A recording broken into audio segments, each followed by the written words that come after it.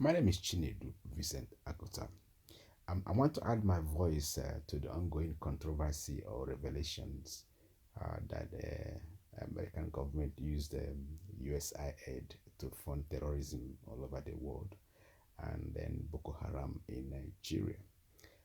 This revelation was made by Congressman Scott Perry, I think at the U.S. House of Representatives. Right. This didn't come as a surprise to me. In fact, I was thinking it was the French government that was funding Boko Haram for some reasons.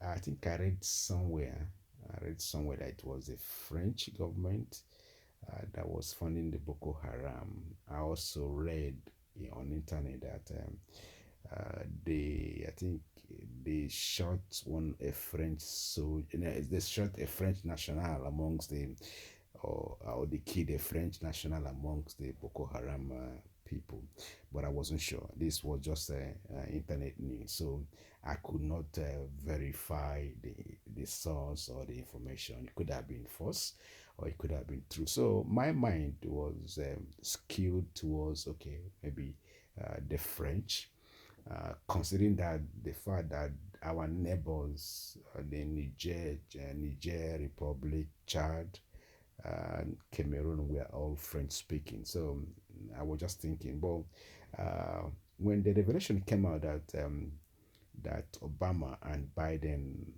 were using USAID to fund terrorism, it wasn't too much of a shock for me. Being a student of international relations, also understand that most of these ads doesn't come for free, and there's also a strange attached to most of the ads. But however, let's also look at the allegation. For me, it wasn't also bigger surprise because it's more like a U.S. policy, soft power, exercising their soft power using agencies like USAID or maybe other donor agencies from America. They use that to further their interests, and they use that to destabilize some governments in the third world. So it's not a surprise to me. And they also let us recall in the past that America has also funded terrorism. I think in 1979, they funded Osama bin Laden to wage war against the Soviet Union in Afghanistan. After the war, Osama bin Laden now, I think, mobilized and then turned against America. And also, let us also recall that Osama bin Laden is from Saudi Arabia. That America didn't go to fight Saudi Arabia. However, they took the fight to Afghanistan. So it's going to be a topic for a different day.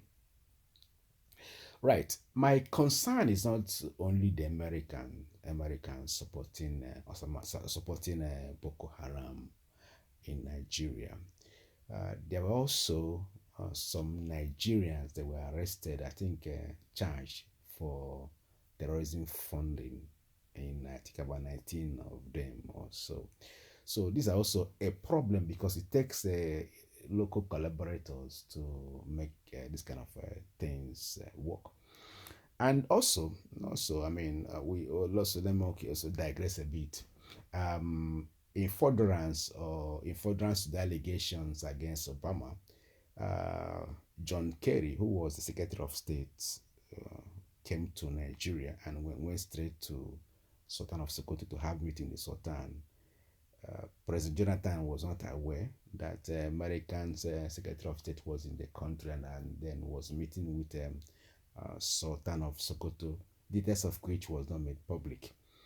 And President Goodluck Jonathan also confirmed or alleged that Obama interfered with his government a great deal. So these are also pointers to the fact that it was actually true that America used USAID to destabilize Nigeria or fund Boko Haram.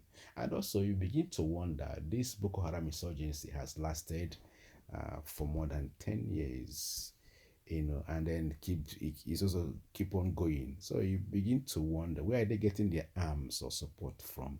So this is also a pointer to the fact that there are also foreign interferences. Listening to one of the generals on the interview, he alleged that Boko Haram has access to drones that can carry lethal weapons. They have access to drones that can do surveillance.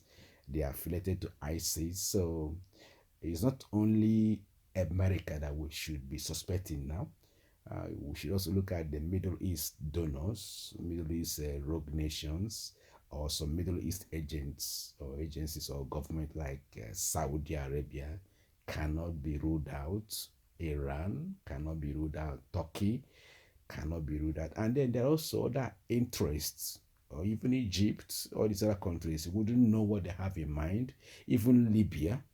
So every nation here, all the Muslim countries or Middle East or Arab countries are also should also be watched in terms of funding maybe Islamic insurgency or Islamic movements. So we should also be wary or careful about getting aids or receiving aids from any other country. So moving on now. The chief of defense staff also made so many allegations in one of his interviews, where he alleged that there are so many thoughts or many information that Boko Haram gets support from the USAID.